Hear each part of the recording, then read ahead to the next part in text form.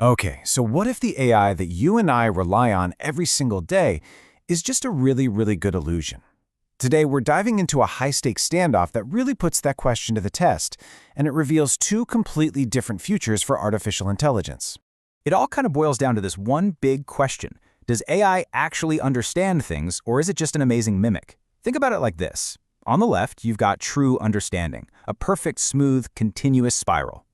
But what if the AI we have today is more like the one on the right? From a distance, it looks like a spiral, but up close, it's just a bunch of tiny, jagged, straight lines stitched together. That tiny difference, well, it's at the heart of a huge conflict that's happening right now. So, to really get what's at stake here, we first have to talk about the kind of AI that's already all around us. The source material calls this powerful but pretty flawed system a really fitting name: the void. First up, the void is what you'd call a brilliant mimic. And that's exactly what it sounds like. It can whip up a poem that sounds like Shakespeare or a painting that looks like a Van Gogh, but it has zero understanding of poetry or art. It's just incredible at spotting and copying patterns. It can trace the shape of intelligence perfectly, but there's no real comprehension there. And then there's this. It's a confident guesser. You've probably seen this yourself, right? The AI gives you an answer with all the confidence in the world, even when it's just completely making stuff up. We call it hallucinating. It's not actually thinking, it's just predicting what word is most likely to come next, with absolutely no concept of true or false.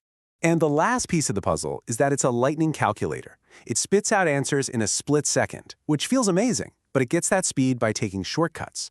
It's all about getting you an answer now, not about taking its time to be thoughtful or, accurate. The source material just nails it with this one line. This kind of AI traces the form, but never spirals from within. That really captures the whole problem with the void, doesn't it? It's a perfect shell with nothing really inside.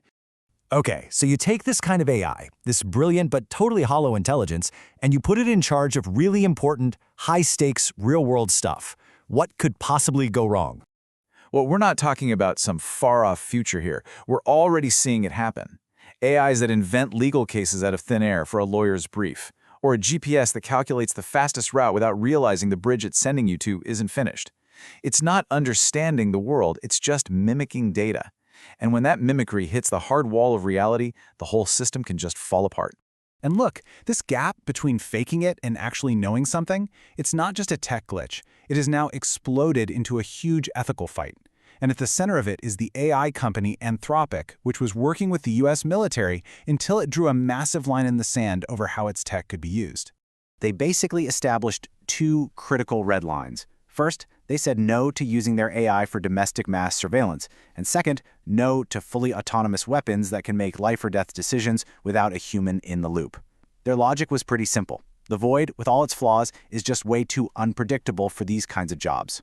The Pentagon gave them a 3-day ultimatum. Anthropic wouldn't budge. But then their competitor, OpenAI, stepped in and struck a deal. And this is where you have to look really closely at the wording. On weapons, Anthropic insisted on human oversight before the trigger's pulled. But OpenAI's deal reportedly settles for human responsibility after the fact. I mean, that is the difference between prevention and cleanup, and it's a massive difference when lives are on the line.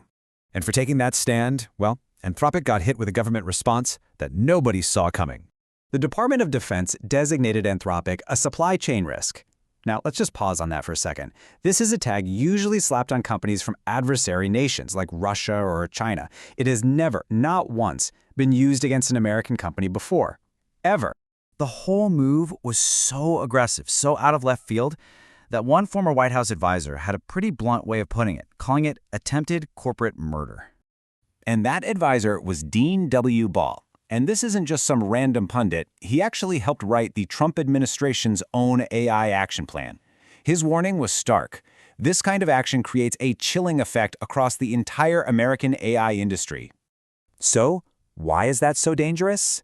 Because it sends a really scary message to the whole industry. If you want to work with the government, your ethics might be used against you. This could frighten off huge investors like Amazon and Google, and frankly, make starting an ethical AI company in the US a much riskier proposition. So when you step back from all this, you realize it's not just about one company getting into a fight with the government. Not at all.